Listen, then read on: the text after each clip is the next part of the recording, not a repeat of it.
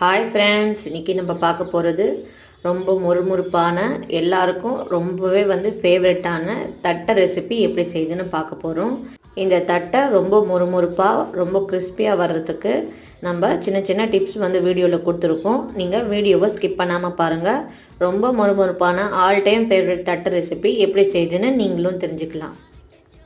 இப்போ நம்ம தட்டை செய்கிறதுக்கு முதல்ல தேவையானது என்னென்னு பார்த்துடலாம்.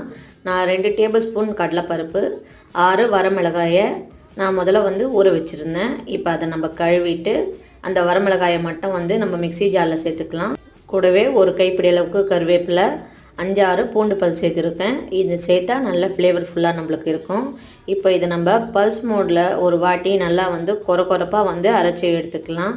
ரொம்ப நைஸாக அரைக்க வேணாம், ஓரளவுக்கு கொரப்பாக இருந்தாலே போதும். அப்போ தான் நம்மளுக்கு ரொம்பவே டேஸ்ட்டாக இருக்கும். இப்போ இதை அரைச்சிட்டு அப்படியே ஒரு ஓரமாக வச்சிடலாம்.